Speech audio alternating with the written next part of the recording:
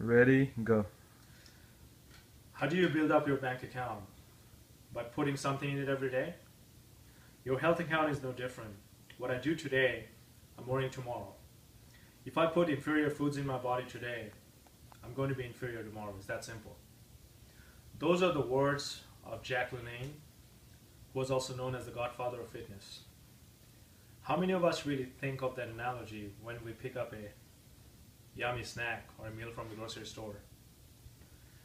The theme of my speech today is to persuade you to replace unhealthy snack items with healthy alternatives, and in general, develop a habit of healthy diet. First, I'll inform you of the importance of eating healthy. Next, I'll argue a workable and practical solution. And finally, I'll visualize the benefits of my solutions. To begin, let's look at the definition of a healthy diet.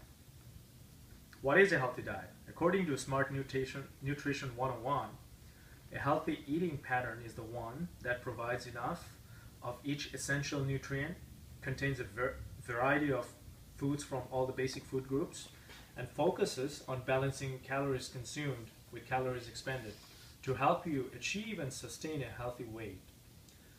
This eating pattern limits intake of solid fats, sugar, sodium, and alcohol.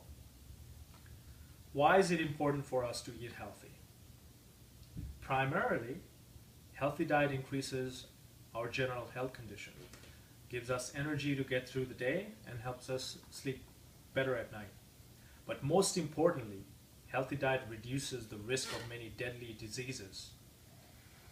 According to the Center for Science and in the Public Interest, the typical American diet is too high in saturated fat, sodium, and sugar, and too low in fruits, vegetables, whole grains, calcium, and fiber.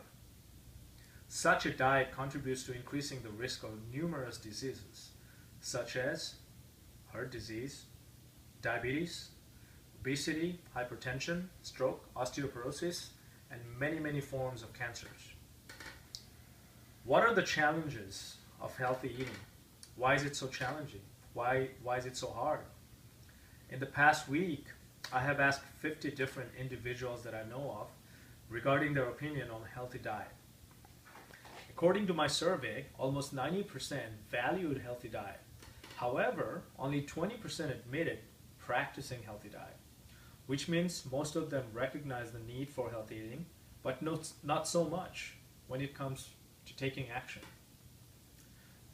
Their reasons for opposing to healthy eating: 1, unable to recognize the level of importance; 2, the inconvenience; 3, the cost. Now, refuting the opposition, I do have some valid arguments with each of those points. First, recognition of importance is not so much of a problem in a country like the US. Reiterating the result of my study, 90% of those individuals, they all valued healthy diet. So that means they didn't have any problem in recognizing how important it is. However, in an underprivileged countries with lack of education, that might be the norm. Inconvenience. It may seem inconvenient to eat healthy, but it is convenient in the long run. Cost.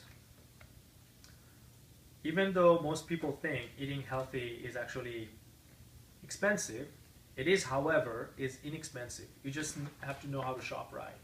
Besides, sometimes if it seems healthy, I remember a few semesters ago I took a class, health class, and my instructor mentioned it may seem expensive to buy healthy meals. However, it's much more expensive compared to the money that you'll be spending in doctors when you get sick in the future if you don't eat healthy.